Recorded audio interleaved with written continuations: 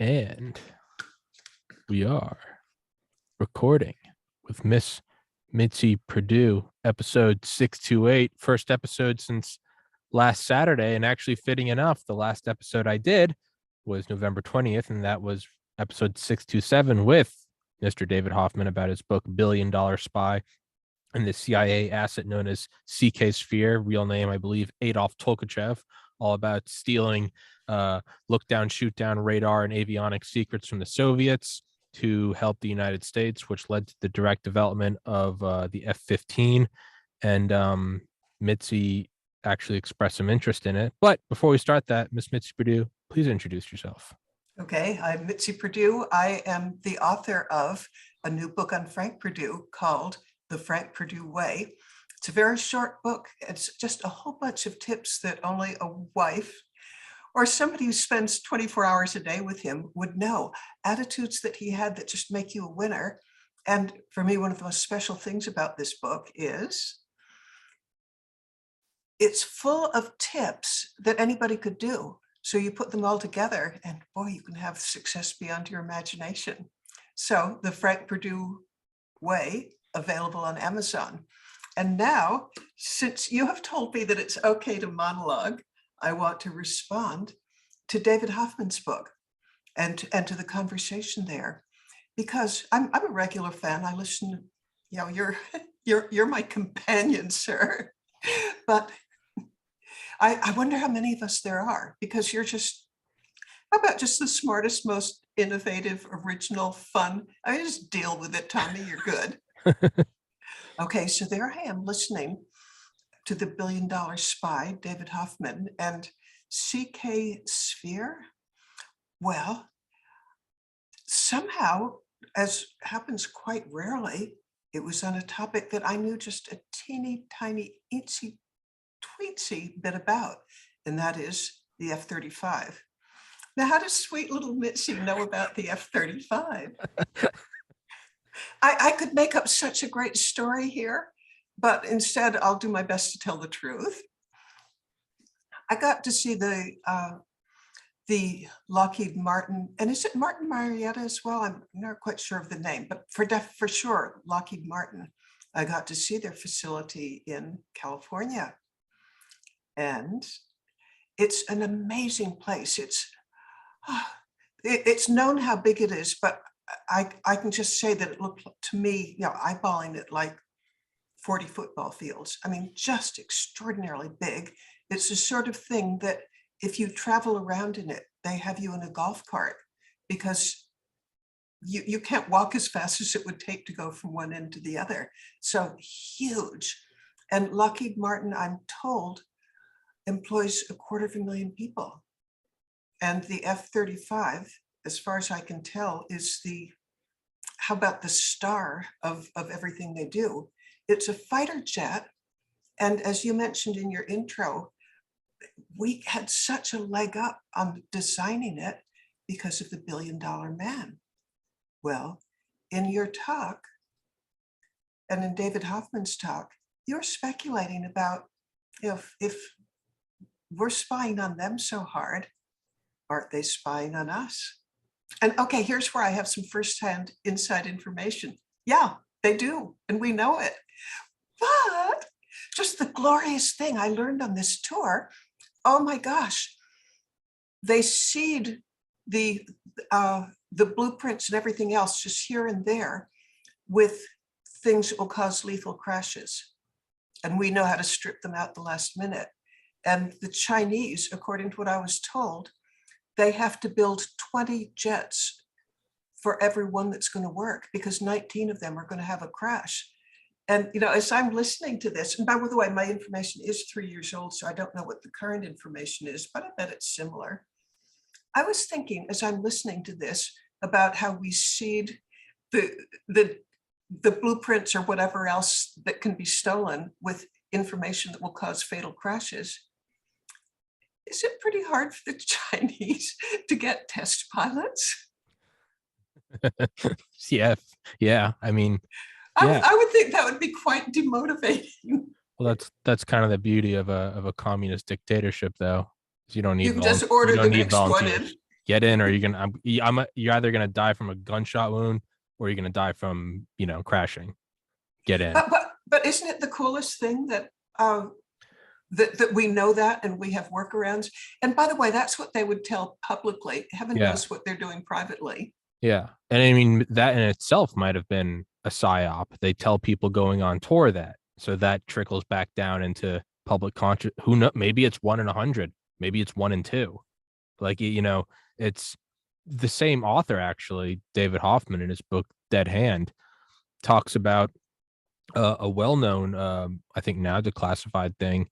I cannot remember the name of the program. It was like Ski Court or Underline or something weird, but where we found out the Soviets were basically doing what we were doing with Billion Dollar Spy during the Reagan administration, but they were doing it for things like oil refineries and yeah, and we found out about it, and instead of clamping down on it, but the thing about it is because there are spies in all levels of government, and that's just everywhere. They had to keep it really quiet that they knew it was going on, and so they're like, hey, they're like, let's not clamp down on it, and they're like, no, we need to, because now the Soviets are, because like what we had over the Soviets is like, I think the quote is, they could build missiles, but they can't build toasters. So if the Soviets are stealing things like oil refinery technology that may not seem huge, but no, our strong suit is their entire society is always on the brink of collapse and starvation. So we are like, no, they were stealing agricultural secrets. So what we did is we were like, let's let them steal it. But what they did is they would seed like the software with just a couple glitches, to the point where one time one of the oil refineries in the Soviet Union exploded. It was the largest non-nuclear explosion ever detected from space. It was so large that our nuclear explosion detecting satellites caught it, and there's like a flash message, which I think is the highest priority, beamed down to the White House. And Reagan was brought into the Situation Room, and they're like, "What's going on?" Because at that point they had nuclear weapon above ground explosions outsourced or outlawed for 20 years, to the point where the CIA director had to come in and was like, hey, no, it's fine. That's perfect. We want but that's how closely guarded it was, because if someone else in the government found out that they were seeding it, well, then the whole thing it's this kind of one-upmanship. And I know I told you before we started recording, don't apologize for monologuing, and I just monologued, but that is a huge thing. Well, okay, how about they're two monologuers together? Yes. But I remember I was a government major in college, and the professor, he was a defector from the former Soviet Union. And he said, that there was just an exquisite balance between their ability to spy and our getting defectors, Yeah. except that our defectors cost us a lot less than their spying. Yeah. It's David Hoffman said, I mean, because we did have traders in the US government. We had Kim Philby, right, who was good friends with James G. Sangleton, the head of counterintelligence, which is stopping. If the analogy I heard is, if intelligence is going to score a touchdown, counterintelligence is defense. You're just stopping them from stealing your stuff. We had a couple. Kim Philby was one, and then the other, I think it was Aldrich Ames, who sold out. I think that actually is what led to the catching of CK Sphere. Aldrich Ames sold out a ton of people. Oh no. Yeah, it led to his execution. And then who's the Hansen? I can't remember. It's Brian or Byron Hansen, who was caught in the 90s or the 80s. He was selling stuff from the FBI, and that wasn't even ideological. He was just getting paychecks. And he is still alive, and he's rotting in prison in ADX Florence. But I mean, the thing is like, you can kind of name our defectors, like you can kind of name them. That's how few there are, and they're by all means detrimental. But David Hoffman says it's kind of the hidden hand, the hidden hand of the free market. It's like, how did people know to create Uber? And it's like, well, there was no top down. It was just this need for this thing. He says there is a hidden hand in the Soviet Union where they can try to stop the big level defectors. But when you torture people, when you kidnap people's parents, when your wife's father was executed 30 years ago, you have all these little kind of splinters in the brains of your citizens that every single one of them is really And what CK Sphere said is he wanted some money, but when asked about it, he's like, I just hate the Soviet Union. They killed my wife's parents. They tortured my parents, and he didn't care. And when the CIA station chief would say to him, like, this is dangerous, he would say, everything I'm doing is dangerous. And like, I don't care. And so, yeah, like their defect, although we have ours, that's always the thing is there is a hidden a communist, the very, Chinese test pilots. We say that because we're projecting as Americans. We're like, why would we get in there? We value human life. And then Chinese, it's no, get in there, we're going to shoot you. That very dynamic is what leads to much greater numbers of defectors to us, at least in my opinion. I think it's hard for Americans, or maybe even Westerners, to grasp the difference of value that human life has. Because I think of the Uyghurs in China, organ harvesting, I'm told it's $1 billion industry. And for all I know, I heard it in one of your podcasts, but I'm thinking of a story I heard of a guy who needed a liver transplant. He went to China being told that there wasn't a long wait list. Well, something like 8 of the livers failed, but he kept being able to get a fresh one each time until finally one took. But his conclusion is somebody died to give me that liver. Yeah. Because there's no way that they could have them fresh and available at a moment's notice on that scale. Yeah. And if they were leading the world in economical, like, organ regeneration, which is still on like bleeding edge kind of sci-fi in 2021, like it's possible in the same way that like a cell phone in the 60s was probably possible. Well, there was like JFK's Secretary of Defense, he did have a cell phone. He had a government issued cell phone in his limo, and that was in 61. But the point is yeah, it's which one's, Occam's razor, which one's more probable that China has cornered the market on organ regeneration and they're keeping that propaganda win quiet, or the country with 1.3 billion people and zero value on human lives is just, you could probably hear the muffled gunshots every time they found out one of the organs was failing. Get the next one. Yeah, it's you can't really compare the two. Sorry, I know I keep monologuing. No, I love it. I love it. Because remember, I'm the one who tunes into you. So monologue away. But now I'm thinking of, for between 2007 and 2017, I used to visit China every year. I made friends with a family, and the patriarch of it used to invite his family and me to travel around China. Woohoo! I mean, coolest thing in the world. But one of the things that just made my blood run cold was it was so obvious in so many cases that human life meant nothing. And like one that just sticks in my mind, we were talking about the Cultural Revolution. And between famine and social disruption, between those two, who knows how many people died, but it could be in the range of, all right, give a guess. I'm thinking 40 million. Probably 100. All right, how about unknown, but millions and millions and millions. And my friend, I'm going to make up a name to protect the guilty, but we will call him Peter, which, trust me, is not his name. He has a Chinese name. But Peter was just so cavalier about it. He said, "Yeah, that was the price that we paid for being a unified country. If all these people weren't dead, it would be a much more divided country."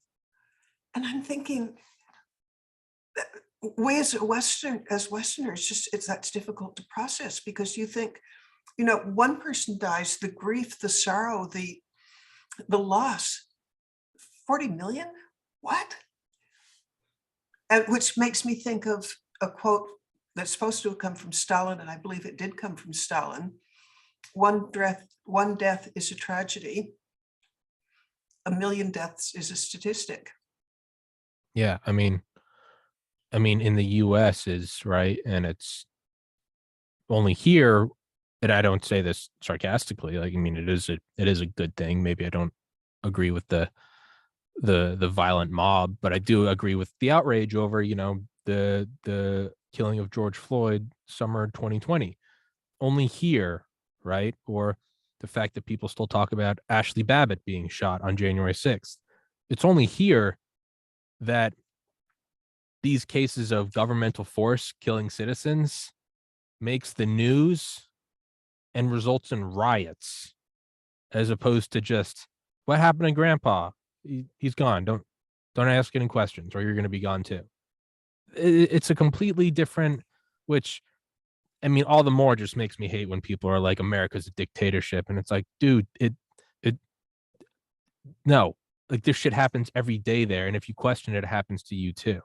And it is kind of like the gradient.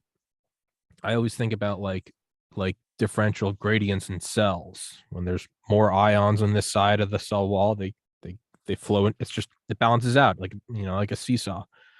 The gradient is like the United States border. What other nation do people risk life and limb to get over the border into? They risk life and limbs to get over the border out of their nation and into ours. But going down a rabbit hole at that, the other thing, back to the F-35, and I'm sure there's some stickler listening to this. Neither Mitzi or I are entirely sure if we're talking about the F-35 or the F-22. It's one of them, but they're the two most advanced fighter jets in the United States arsenal. Another thing you asked about was EMP shielding, and you said that they had taken that in consideration. Yeah, since I read books on EMPs and I have friends who specialize in this, I was just so curious, how defended is this great big giant factory against EMPs? And in the end, I felt really foolish for even asking, because of course they look into those things. Yeah. The jets themselves are, if I heard this right, like 50 times over immune. And there might be some, I don't know, sanitation area of the facility that's not protected, but the things that matter, of course they are. Yeah. Yeah. I mean, early on, they figured out how to protect Air Force One from EMP. It has EMP shielding. You can only imagine that that technology has progressed. Like, why wouldn't you don't build a $2 billion stealth bomber like the B-2 and not have, because an EMP is, I mean, it's kind of like a bioweapon in that it levels the playing field. You don't necessarily need a hypersonic stealth autonomous cruise missile that costs, this much money. EMP is kind of like releasing smallpox. It's kind of the poor man's, like 9/11. It wasn't some advanced weapon. It was box cutters and airliners. An EMP is, I mean, you detonate it over an area of the United States and you knock out all power sources. Everything is dead, and not dead in that you have to turn it back on, dead in that it's dead. This computer, this camera, it's all done. Yeah, that's one thing I've thought is like, of course they would learn to have shielded that by now. The other kind of thing I was thinking about with $1 billion spy in regards to what you were saying with seeding them with false information is this sort of, it's like the premise of $1 billion spy is that we stole all this information about the MiG-29. And because of that, we could then build our next generation fighter hyper specified to, I mean, kind of like an antibody, right? It could fight that. It was specifically designed. It wasn't just throw everything at the wall. It was, we knew exactly what we needed to make it super lethal. You got to think the inverse. If the Chinese were spying on us to build a fighter jet that was hyper specific to fight ours, you could not only seed it with information that would lead to fatal crashes, right? Because they're going to catch on eventually, just like the Soviets caught on with us blowing up the refineries. They were like, hey, stop stealing this stuff. It's all shit. What if you didn't seed it with fatal information? You just useless information or not even. You let them steal the information. Let them build something that is hyper specified to fight the F-35. But by them having built something, if I give you a puzzle piece with an opening, I know for a fact that your puzzle piece is going to be the one with a protrusion. So instead of giving them shit that's going to make their planes crash, just give them any information. You know that they only have one other option, and it's to build the thing. And if you now know what exactly they're building, then you've just got 100 times more information than CK Sphere could deliver. You have basically forced their hand. You've said, I know you're going to build this puzzle piece. And then you can build something that is 100 times more effective. So it's like the ultimate bait and switch, right? It's like, yeah, it's like I'm giving you, I'm letting you know that I have vodka, and you're like, all right, we're gonna mix this with cranberry juice or something. I know for a fact that there's only a handful of things you're gonna mix this with, cranberry juice or orange juice or whatever. And now I can build something that I know is going to specifically spoil your acidic drink. I'm going to be like, they have to use whatever's mixed with vodka. So we're just going to, we're going to hit it with milk. We're going to fuck up Mitzi's drink. Does that make sense? Like you could really go full judo on it. Well, it reminds me of this wonderful story I heard recently. There was this guy, he was a student. He was noticing that to get into grad school, he was getting 95s. And then some people were cheating on the exams. Tell that story, because isn't that the same thing? Very long story short, yeah. No, make it long. I love that story. I mean, I want you in charge of the CIA after hearing that story. I wish. In organic chemistry in college, I was studying nonstop around the clock to get A's in the classes, and I was getting like 90s and 95s. And some other students were also getting 95s, and like 90% of the 300-person class was getting like 50s. And that didn't really matter to me because with medical schools, they didn't just look at the grades you got. They also looked at what was the average grade of the class. If you get an A, but it's bowling, well, that A doesn't really matter on a med school resume. They're like, everyone got an A. Or if it's OChem, but they find out, hey, everyone in this class got an A. This isn't the traditional OChem class. Normally OChem class is a weed out class, but maybe this college just has an easy class. So they want to see what your standing was amongst all other students. And I was getting like 90s to 95s, and a couple other students were as well. And because of that, there was still like a huge curve on the class. And I didn't like that because I knew I was studying around the clock. And so I befriended the guy, like a sociopath. I befriended the guys I knew, right? And that's my Tommy. Yeah, I'd been in a fraternity, so I kind of, I knew them and I could kind of read them. And I knew just like really all fraternities at all colleges, they all have old like test banks and stuff. Like they kind of it's like the family secrets. You pass it down, and you have the answers to tests and stuff. And so these kids weren't learning OChem; they were just memorizing the exact answer. Which, hey, fine, I'll respect a cheater. You find the easiest path to get an A. But that really pissed me off because I was like, I had to study around the clock to get these. And now I got the tests from them. I befriended them. I forget, maybe I traded them something, but I got the tests. And what I could have done is just stop studying now because I had the test. I could have just memorized the answers. But I was like, why do that when I could take it all? Like, why get a 90, why get $1 million when I could get $1 billion? And so what I did is I scanned all the tests and I anonymously uploaded them onto the student forums. And so everyone got the answers. And I only did it like a day or two before the test. I had them for like a month and I put them out like a day or two before the test. Because if I uploaded them and the professor found out, these kids would have a chance to study up, or maybe they could find other tests, because sometimes the professor will cycle through just a certain number of tests for one exam, right? So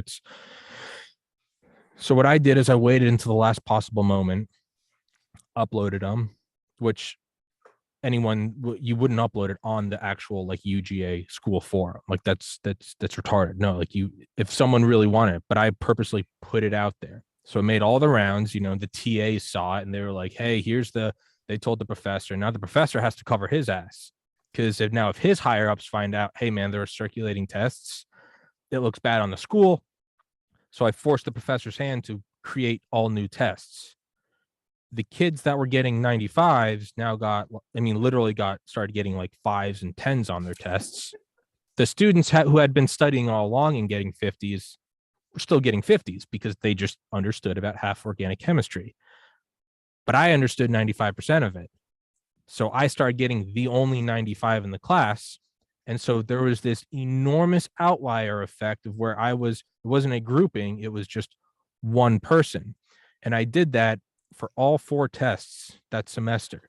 Right before, I would just spike them. And I did it specifically because if you're not in like a 10-person class, you have to know if I wanted a letter of recommendation from Mitzi Perdue, like you're going to give me like a very specific one, right?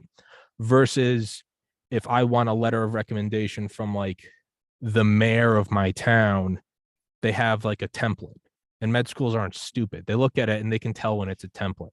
So if you're in a 300-person class and you go get a letter of recommendation from the professor, it's going to be one that med schools kind of disregard. Just like they disregard the A and PE, they also disregard the template ones because they're like this, the professor just stamps them out. So what I did is, by being the only outlier, and I turned the whole semester into just, I mean, it was a pain in the ass for everyone. The professor had to make new tests. Like half the class ended up dropping the class. And so they had to take it again the next semester. I think some students didn't graduate because of that. So they had to go back and take another semester of tuition, which is, there was a lot of collateral damage.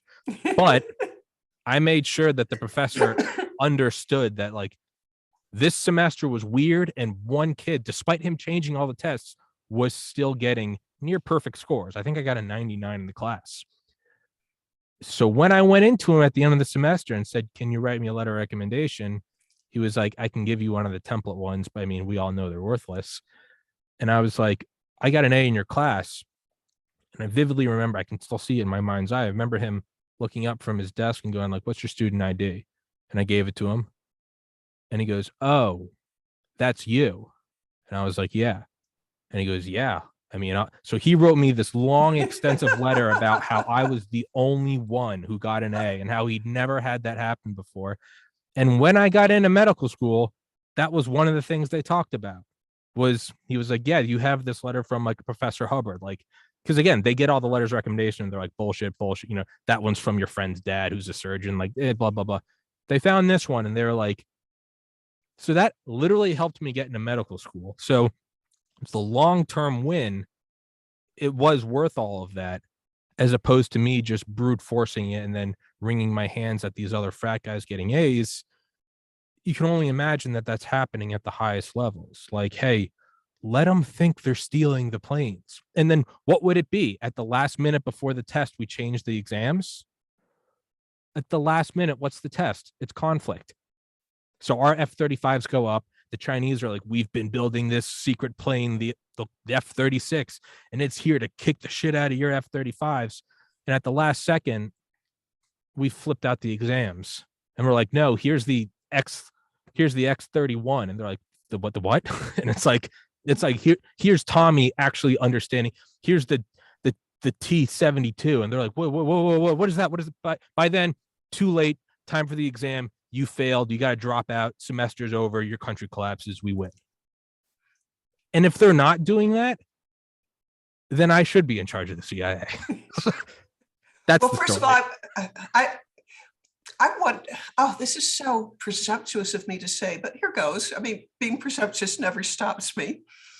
But it seems to me that you would just make, with your background and the amount that you read, the number of people you speak with, first of all, if it were up to me, I would grant you from Perdue University, which doesn't really exist, or at least my university doesn't really exist, but I would give you the Mitzi Perdue University doctorate in military strategy. Now go get a job with the Department of Defense. Nothing would make me happier than if I would just get contacted one day and they're like, "We want you to come, join like a think tank or something." That would be like the happiest day ever. It's like, the podcast is fun and I love making the podcast grow. There would be nothing more. To me, that would be like that would be the ultimate podcast guest, would be the guest that I can't talk about. Like, I get to go to the Pentagon. You can tell when I get jacked up because it's the barometer. My face gets all red. I start screaming about the CIA and med school. But you gotta wonder, like, why you would have to do that, because that's the only way you can, like, again, you can get the 95, which is fine. You get an A in the class, yay. But it's not enough. Or you can get the 99 that leads to a letter of recommendation that leads to you getting into med school. And that letter of recommendation probably outweighed 12, 16 other classes of A's. So, 4 semesters of 4 classes each semester, all of that was weighed into just kind of one tactical move. So now it didn't matter that, I, dropped out of calculus 3 times. Now it doesn't matter that I ended up getting a B in genetics. Now it doesn't matter that I failed this or did this. Like, there was kind of that one, chem's the weed out class. And I was like, I just need to get the gold trophy for this. And then the rest is like, whatever, make sure you still pass the other classes. So why wouldn't that happen if it happened with me with no military education, getting into medical school, why wouldn't that happen at the rarefied air of the heads of not corporations, but nations vying for not getting into medical school where some people get in, but rather global hegemony? I mean, it is the most tippy top. I got into Miami Medical School, 15,000 applied. I think 150 got in. This is smaller than that. This is one gets in. There is one global superpower. You can only The ever highest have stakes one. that exist. It's yeah. The cold. We all know about the Cold War specifically because it was that weird time when there was two, right? It's the highest stakes. It is beyond the gold medal. You can get a gold medal at the Olympics, or you can get the gold medal and set the world record. There's just this. You can get a Super Bowl ring, or you can be Tom Brady and get the most out of anyone. It's not just a ring or a trophy. It's global superpower, and the loser often ends up getting eradicated. Why are they not doing this? Well, okay, then here comes the theory. Okay. It comes from, I have a master's in public administration, and one of the things that we studied that I found fascinating was that in all sorts of hierarchies, but particularly the military, in fact, let's stick with the military for the moment because there's a wealth of studies on this. The higher your rank, the higher your IQ.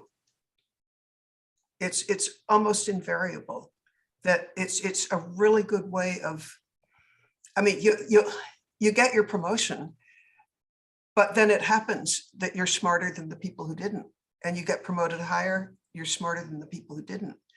So I'm so ready to bet that by the time you're at the top of the pyramid, like in the military, that you're one really smart person. And part of smarts is having a lot of ability to use different skills to get where you want. And how about deception and the art of war?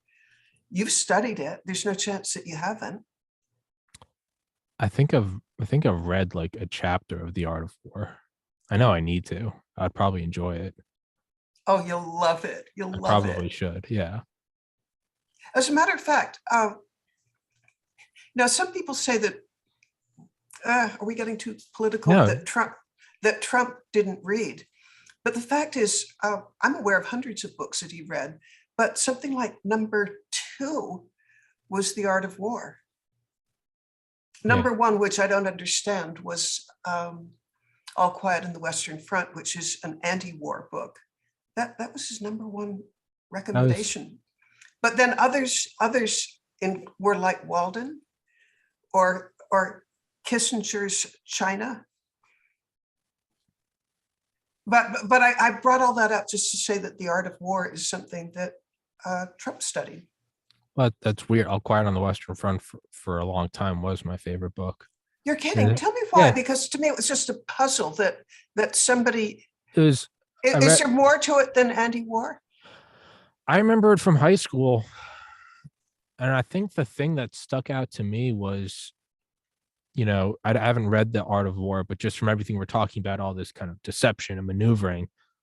The thing about All Quiet on the Western Front is what I remember taking away is it really all boiled down to, he concluded that it was just chance.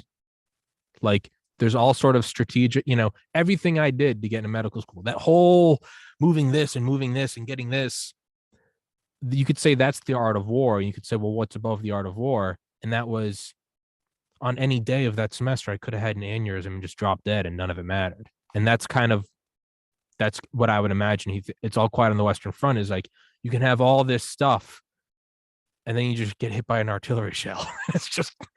So there's this weird, like, who knows, maybe that gives you courage because it's like, don't try to save everything for tomorrow, because there's probably no tomorrow. And just like understand that you just kind of go all in, knowing that, like, yeah, man, if it might end, and it might end, just won't even be something that you can fight against. It'll be stepping on a landmine like 10 years after the war ended. That But it's been 15 years since I read All Quiet on the Western Front, but that's like what I remember, is just ultimately it was just all chance. Who Well, knows? I read it, and I'm going to guess, good Lord, it could have been 50 years ago. Maybe it was 60 years ago. I being 80 and proud of it. But what I remember was, yeah, we studied it. And what I remember the teacher talking about it was that this was one of the first books that really had sympathy and understanding for the actual soldier as opposed to the generals. Mm-hmm. So it was sort of a much more humane book. Yeah. And that its anti-warness came from, you saw the suffering just of the foot soldier, or the equivalent of, metaphorically speaking, the man in the street. Yeah. And Yeah. so I don't know why it's Trump's #1 book. It might be what you say, the just the chance of stuff. Or what about it has tremendous sympathy for, metaphorically, the man in the street, the average Joe, not the general or the Duke or whatever. Yeah, I'm trying to think. Like, one of the things I remember most about it is like he like went home at one point. He actually served like 2 tours. And so he actually like went home, and he remembers seeing these old kind of like retired generals like playing checkers in the park or something, or chess or whatever. And I mean, they were from, 1860s and 70s, because they were old during 1917. And they were talking about, and he remembers like overhearing them, and they were talking about, like, we should drive them out of here, and then we can take this patch of land, and it'd be great to expand Prussia. And if we did this, well, then Alsace-Lorraine. And they were just, and he remembers looking at it, and he was like, they're playing this like a game of chess. And he was like, but I just got back from this front where I was watching people get burned alive from flamethrowers, and shrapnel, splinters go through their head, and, guys walking around with their eyes hanging out, calling out for their moms. Like, and he was like, I just came back from that, and these guys were playing checkers. I mean, that you could maybe tie it into the art of war. You could say, none of the strategy matters so long as you make the other side's society so terrible that the generals can have all these strategies, but eventually the man on the street or in the trench is going to go, I'm going the way where there's no more of this. So, you could have, maybe the equivalent would be guys in China who are like, if we can do this, and we have the 100-year plan here, and we can do this. And your equivalent would be a guy be like, dude, the secret police just like executed my parents. Like, screw you. I'm going to America. Like, screw y'all. Like, I don't want to play your game. It might be something like, I don't know. Maybe he just likes it because it's above all of the nothing, we're talking about now, America versus China. And then what, the sun explodes tomorrow. It's like, it means Well, nothing. actually, speaking of things that could happen tomorrow, how about, I'll pronounce it wrong, but Omicron? Oh, jeez. Yeah, the Omicron variant, which viruses get more virulent as they evolve, and they get less lethal. That's what they do. So Except, have you seen, have you seen a description of like the genetics of this new variant? I recommend that everybody take a look at Chris Martenson, peakprosperity.com. Chris Martenson it's Dr. Chris Martenson, and his specialty is pathology. And within that, he seems to know one heck of a lot about genetics. And he has this, it's a graphic, which I'll try to describe, but imagine like the first 7 or 8 variants. They have like 1 or 2 mutations, and that you can see what one grew out from another. And it's just sort of all very evolutionary and organic. And then there's the micron with its, I don't know, does it have 20 mutations? I think it's the new one has 32. 32, that sounds right. And I'm still suffering over whether it was the F-36 or the F-35. F-35, F-20, it's all fighter jets. Well, okay, we know what I'm talking about, even if I'm directionally correct. Okay, let's go back to 32 mutations. This guy who's a pathologist who knows insane amounts about genetics, because I guess if you have a doctorate in pathology, you know an awful lot about pathogens and how they evolve. And he said, I mean, I hope I'm quoting him correctly, but I do believe I'm quoting the graphic correctly. You see on the bottom axis, you can see that it's just very clear where delta comes in, where the different ones, one or two, and then a complete anomaly, kind of hockey stick kind of thing. You see Omicron with 32 mutations, and his suspicion is that that can't possibly have Been natural. evolved, that it takes doing to have so many all at once with no predecessor. That's kind of my hunch feeling is like, do we have any idea? How do we know that this is, how do you not know it's just some other thing released from a lab in Wuhan and they're like, oh, it's Omicron? Really? I mean, Well, I once audited at Salisbury University a course on terrorism. And one of the things that they asked you to do if you're taking this course, actually almost the biggest premise of it, as far as I can tell, is to think like a terrorist. Very enlightening thing to do. And it's switched my thinking forevermore. And so I'm thinking, imagine that I'm Chairman Xi, and I'm up against a whole lot of really serious problems. I've got financial problems on a scale that is just almost inconceivable. Evergrande, $300 billion. How about that's approaching the cost of national defense for the United States? I mean, it's not the same, but it's just a scale that's just unthinkable, and it's going bankrupt. But that's just one of probably hundreds of other real estate companies, which is somewhere around 29% of the GDP of the whole country. He's up against floods that are in some areas, it's 1 in 1,000-year floods. He's up against crop failures because of the flooding or because of locusts. He's up against large numbers of countries that are really mad at him right now because with his Belt and Road Initiative, he's started things that he's not finishing because he's just not having the money to do it. He's got loads of people who are really unhappy for reasons that you've described, where you execute somebody's brother, they're not going to feel warm and fuzzy towards you. So between economically, food security, military security, he's up against a really bad place. What would I do if, having taken or audited some of the security classes, some of the terrorism classes, what would I do? I think to protect my own self, and given that if I'm Chairman Xi, I don't think human life matters as much as it might to a Westerner, I think I'd unleash something else from the Wuhan laboratory. I mean, I've got them and I'm desperate. Yeah, they're cheap. They're not nuclear weapons. Nuclear weapon, it's suicide.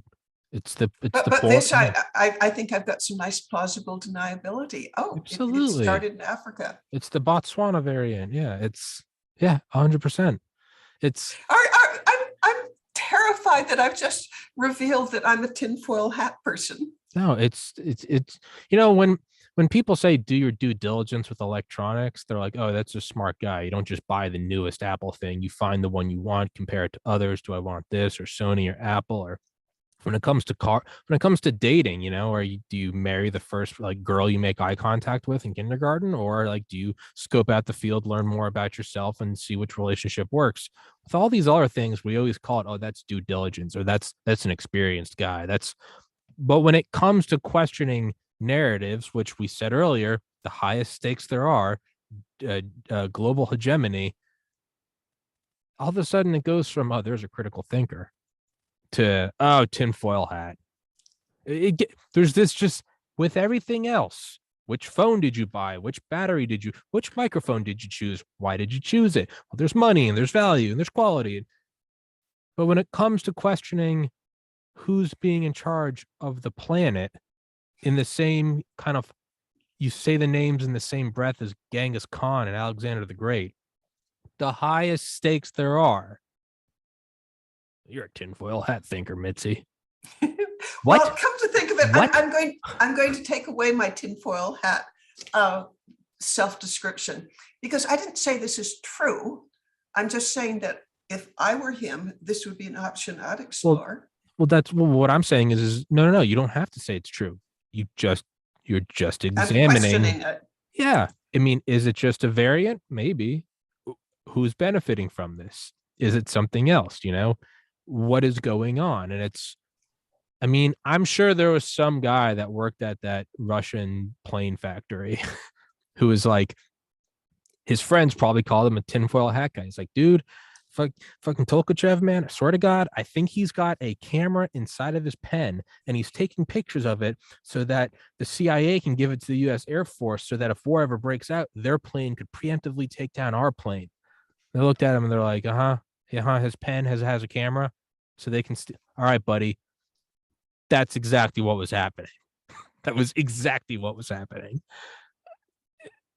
I don't think there's anything absurd about questioning. Maybe it is just a variation. I don't know. I'm not a molecular biologist. I have no idea. On the other hand, I invite everyone who's listening to go to Peak Prosperity.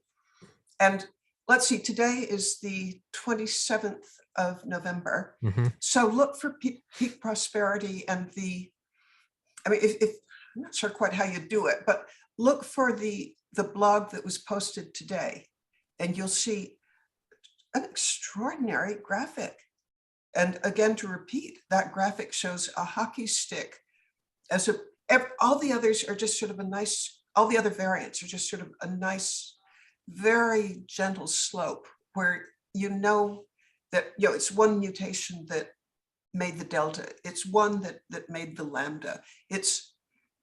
And then suddenly this hockey stick that almost leaves the page where there are 32. Dr. Chris Martenson, the pathologist, said this can't happen on its own. And by the way, to use a little bit of logic here, when somebody has the means, and we know that's what the Wuhan Institute of Virology does, it studies gain of function. When they have the motivation, they've got means, they've got motivation. Motivation, by the way, to keep China above water. With the amount of problems that they have that are existential, I think they've got like 5, each one of them, which could do them in. They've got to do something desperate. So they've got the means, they've got the motivation, and I don't think they've got a moral constraint that would keep them from it. Or we released it so that people like you and I would come to the conclusion that it was a desperate China, and it's just going to rile up public support for an eventual war with China. Except that, okay, more. You really want to start to get up? No, I'm totally into that. Except what we don't know at this moment is, I think we know that it's probably more transmissive. We don't know if any of those 32 mutations cause more harm. I mean, I think we could probably safely guess that quite a few are indifferent, but it just takes one to be more lethal.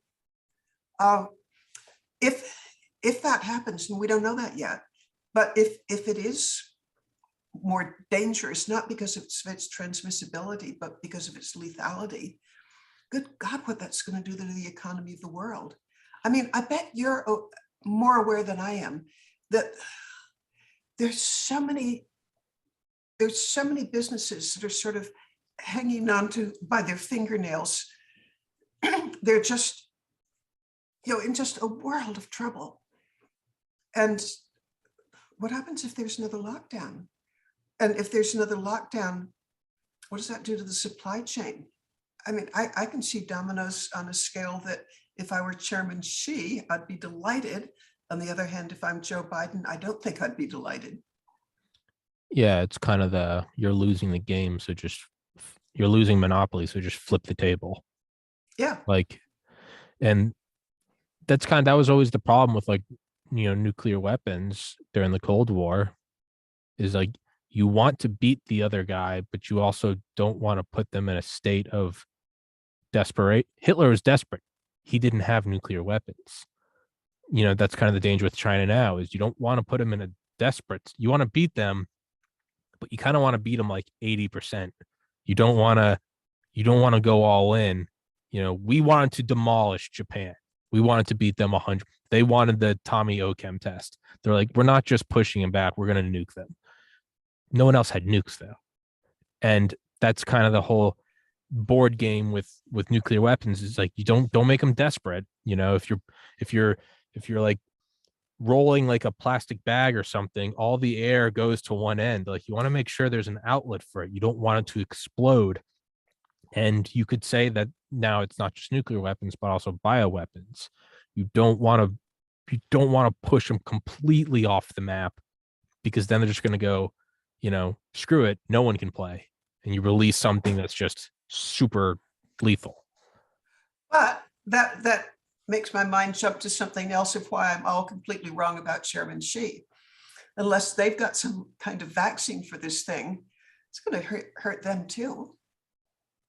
Yeah, I mean, so scratch that theory.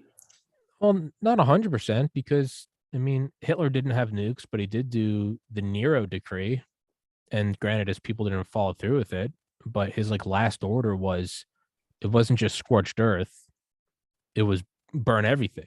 It was destroy all of our factories, tear up our roads, shut down the lights, break everything, collapse the steel mills.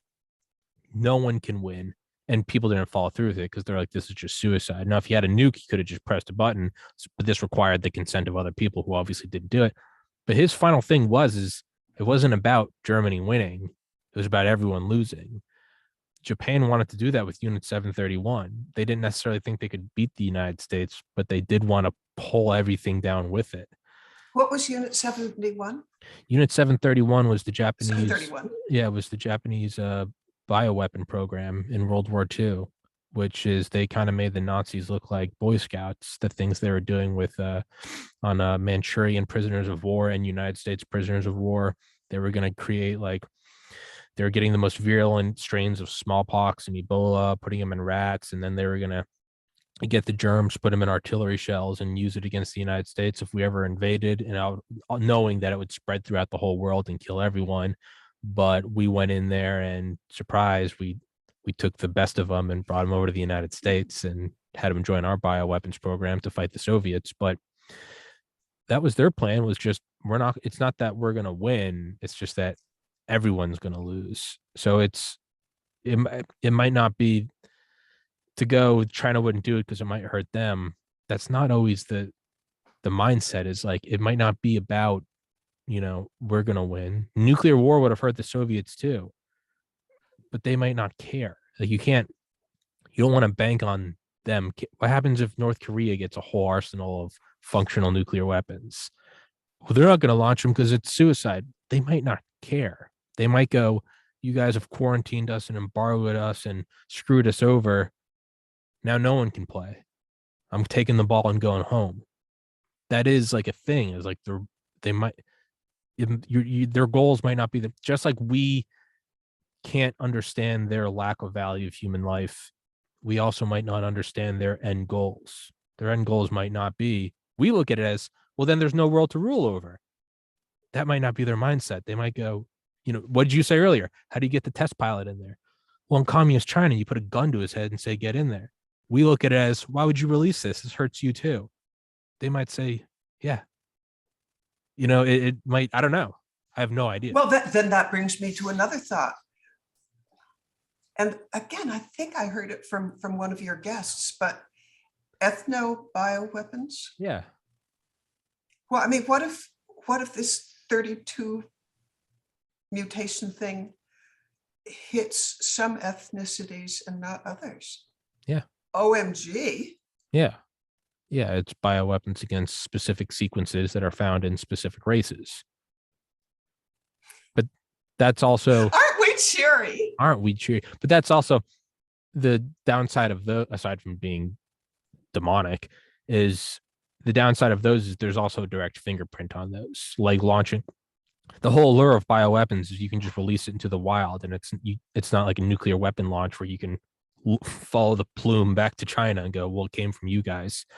If you made a bioweapon that only attacked one group of people, you can kind of narrow it down into who did it, which would then lead to a retaliatory strike. So it's almost just as suicidal if you made it only affect non-Chinese people, unless they were just doing it one by one. You release an African variant, then you release a Mexican variant, then you release a European, and then finally a North American. I don't know. But back to what you're saying earlier about supply chain and tiny business. I mean, and I don't entirely buy into it, because it's anytime a conspiracy gets too grand and too, all seeing, I tend to think it's going to break down. Someone's going to mess it up. There's competing factions. But that's the whole idea behind the Great Reset, is that you release these things, destroy small businesses. So the only ones that survive are Amazon, Walmart, whatever. And just like we only have a handful of social media giants, Facebook, Instagram, Twitter, YouTube, Snapchat, Reddit, it's very easy to control them when there's only five, when you can just get 5 people in a room. And let's say you're the US government and you go, hey, censor this. And you only have to keep 5 people quiet, and you can affect what 7 billion people see. Well, if you can reduce every mom and pop store to just 2 or 3 corporations, well, then you can go, hey, and if you don't have a vaccine, you can't shop. Or hey, you've been accused of hate. Tommy, you've been accused from hate speech. In 2021, it's I get banned from YouTube. In 2031, it might be you can no longer shop at the produce aisle, or you no longer allowed to buy protein. You can still buy crackers, but you get one more strike and you can't buy crackers anymore. And oh, you've done this, you've lost your power credits for the month. No more electricity. That's the whole idea behind the Great Reset, is if you consolidate everything to just a handful of mega corporations, you can just take the governmental hand and put it in the puppet a lot easier. Now, I don't know if that's the case or if that's just what seems to be happening. I have no idea, Mitzi. I have absolutely no idea. That immediately makes my little mind go to Albert Einstein. Why Albert Einstein? Because there's a fabulous series. It may be 12 hours on Amazon Prime telling about the life of Einstein. And I've only watched the first one of however many it is, and I do think it's 12.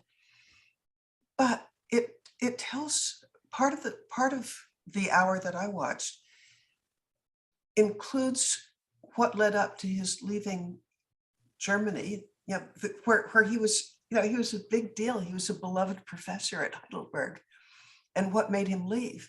And it actually took him 10 years to decide to leave. His wife, at the beginning of the 10 years, when one of his best friends was murdered for being Jewish, and his wife wanted to leave. She said, the handwriting's on the wall.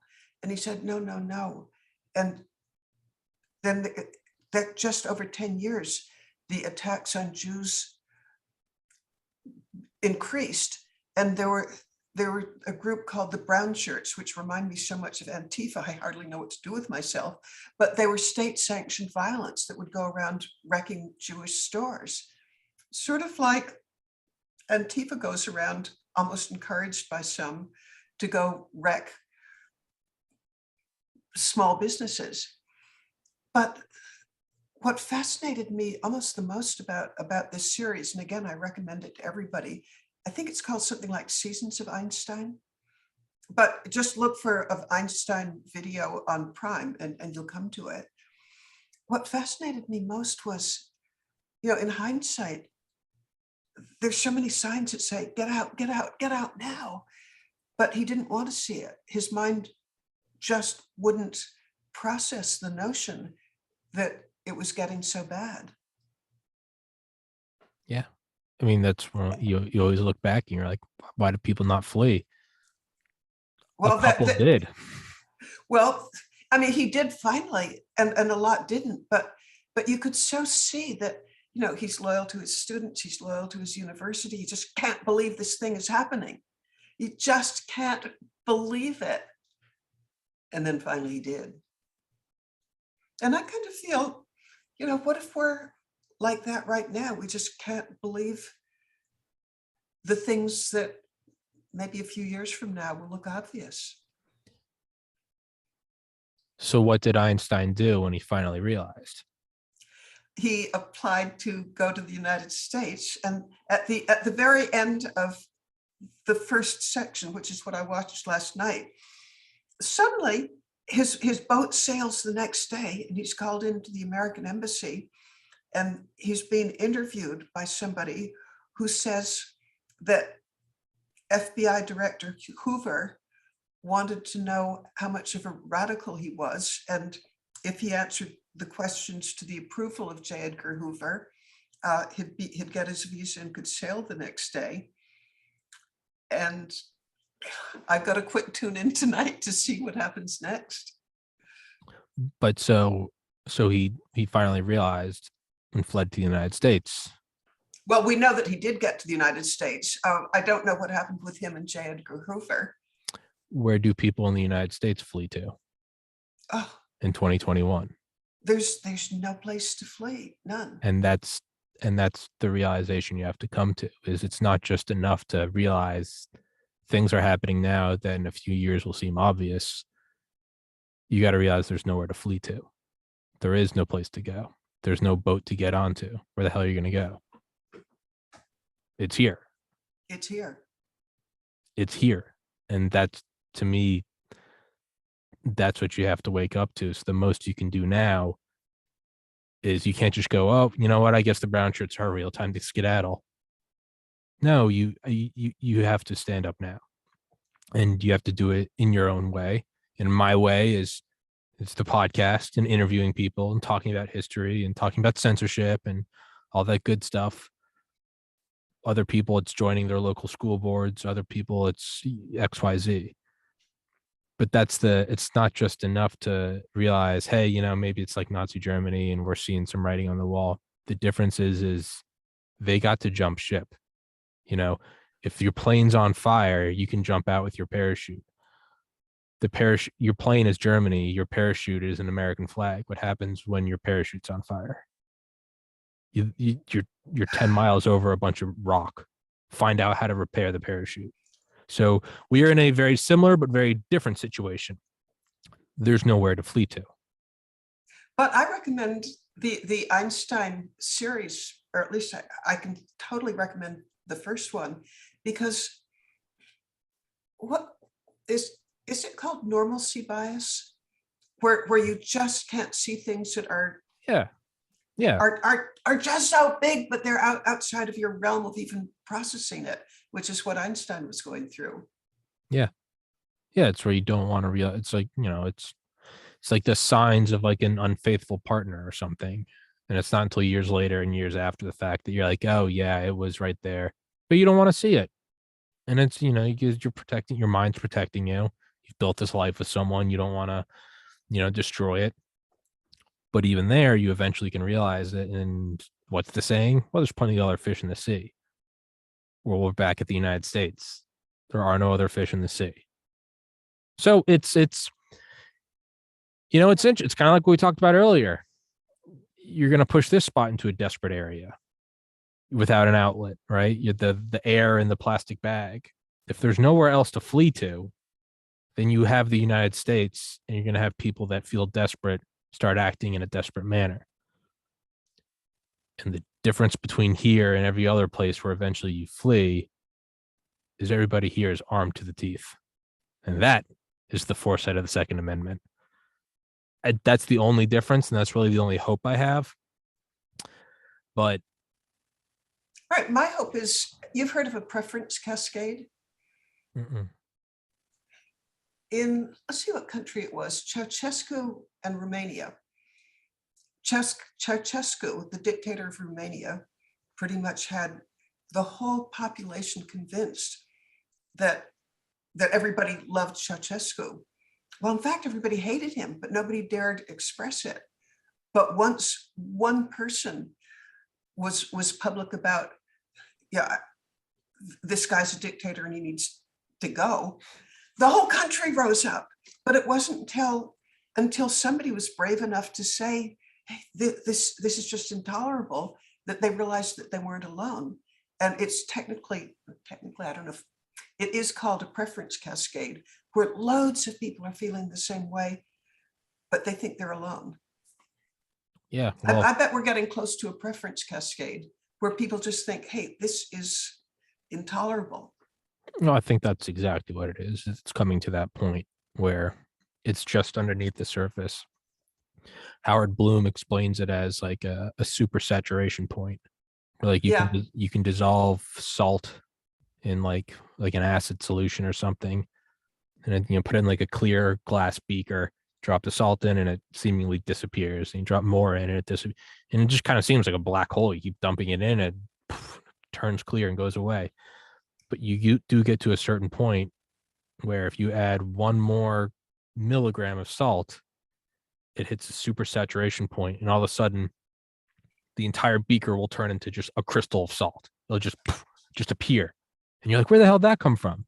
Well, it's been building up the whole time, and then it just finally tipped, and the whole thing solidifies. I can only imagine that's what's happening.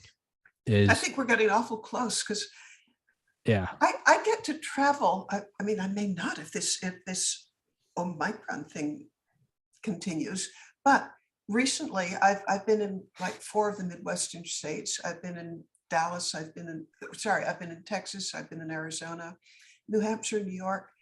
And yeah, there are an awful lot of people who are really upset. Yeah. I think it's coming to a point, and yeah, I'm actually very confident it's coming to a point, and I think, despite perhaps all evidence to the contrary, I'm very optimistic for the future. I think it's bad. I just think, I don't know. I see too much. I see in my own experiences, I see too much writing on the wall that says good will come out of this. And I don't know if I can necessarily quantify it or define it or put in a bullet point list, but just something in my gut, something in my heart. And who knows, maybe it's just my brain protecting me from the inevitable downfall. But it always makes me think of the General Mattis quote: intuition is subconscious pattern recognition, nothing more, nothing less. Wow. That's Well, I'm right. feeling more optimistic today than I was maybe 4 months ago. Oh, yeah. Mainly because of my traveling around and talking with people who feel passionately. Yeah. The more people you talk to, you start to realize, you're like, oh, the internet's not real. You have no idea how many of these things are bots. And you go on this forum and you're like, oh, I guess everyone agrees with this. And then you go talk to anyone, a real human, at a store or the gym, and you're like, hold on, no one is on board with this. No one is on board with this. You find a couple morons out there who are like, we just need 11 more boosters. We're almost there, guys. And it's like, all right, well, bless their heart, let them go. But like, yeah, they're making, we'll wrap this one up in a, want to do 4 more minutes and we can end it at 5:30. Sure. If you're more in control, you don't need to make desperate moves, right? You can just, when you have the power, you can just sit behind the scenes and make very slow moves, right? Versus when you're running out of power, you have to start exhausting your secret weapons faster and faster and faster. The fact that they're overtly, for what we're going on 2 years now, whack-a-mole with censorship. The fact that first they turned the comments off the White House YouTube channel, and then they started turning them off on all the big pharmaceutical YouTube channels, and then finally, like a week ago, They got rid of like the dislike button. It's these ups. If you were really in control, if you had a true grip on the world, and this whole kind of COVID facade was falling apart, if you were truly powerful, COVID, that would just be one of your weapons in your arsenal. And you'd be like, all right, this one didn't work. But the fact that they're crunching down harder and harder, no comments, no dislikes. You can't post this. We're banning you from YouTube. That's censorship. That's a white supremacist. It's horse paste. It's the fact that they're like banging more and more. And it's, if you were truly in charge, like you wouldn't need to do that. You would sit back and kind of watch it, analyze it, and be like, all right, we'll try a different thing. But the fact that they're doubling down, tripling down, that it's just so overt, so they don't unmistakable. And they don't like being overt. The true power likes to like reside behind the surface, right? It's proxy wars. It's we'll fund these people in Vietnam and they'll fund these people. The true overtness is like, proxy wars is like Korea in like the 50s or Vietnam or South America, where we're funding this side and the Soviets are funding this side. When they move out of the shadows into the overt public is when shit's hitting the fan. You could say that's the Cuban Missile Crisis, where it wasn't, little proxies. It was no U.S. embargo with Russian ships, the whole world there. And it's because that was the tippy top. There was nothing else above there. The facade was falling. There was no more, we got tanks here, or it's like, no, there are nuclear weapons here. That there is nothing more. This is the highest stake. And that's when it came out of the shadows. That's what I think what's happening right now. The fact that they're having to utilize these things that on a human level, we are also viscerally against: censorship, character assassination, where are your papers? You can't come into the Walmart if you don't have whatever. The fact that they have to start using these cards shows that they're desperate. When you're in a contract negotiation and you're like, I'm not interested. When the other side starts going, well, how much do you want to stay?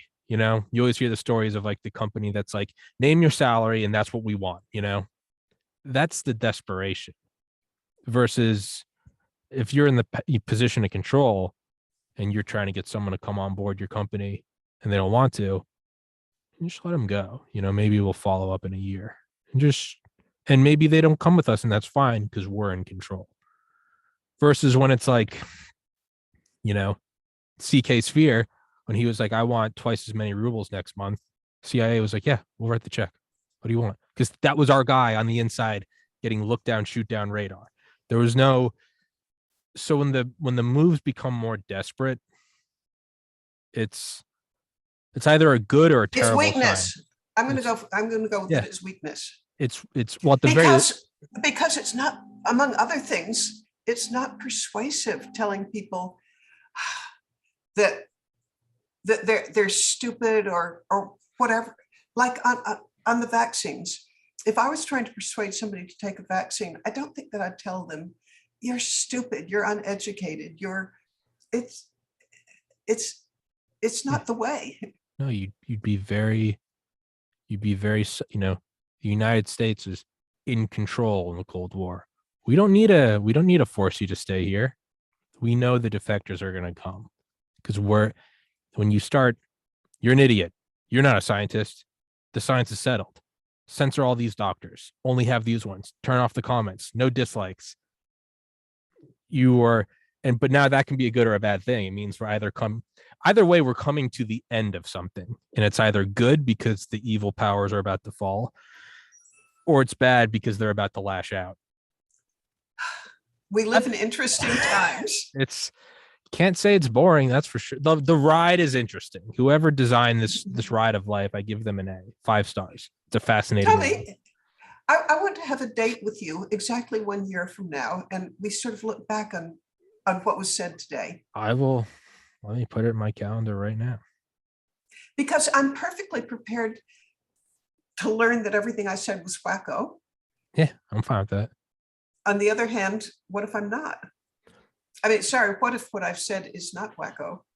Yeah, it's a perfect fitting end for this podcast because I emailed David Hoffman to talk about his book on like November I think 20th of last year. And he said, email me in a year. So I emailed him a year to the day. No, I think I emailed him a year to the day. It was November 13th. And he was like, yeah, you followed up. So we ended up doing the podcast a week later. Uh, So I'm not kidding when I say I'll put it in my calendar right now and it will be here before you know it. November. okay, but I want to see you in between as well. Well, of course, yeah. But Otherwise, I'll have a tantrum. We'll do a follow-up to this specific episode. So Sunday, November 27th, 2022, Mitzi Perdue. We'll do it at the exact same time, 4 p.m. Eastern. And I'll put it in a note. It is a follow-up to episode 628. It's in the calendar. So many questions will be answered by then. Like, was Omicron just the scare of the day, or was it really big?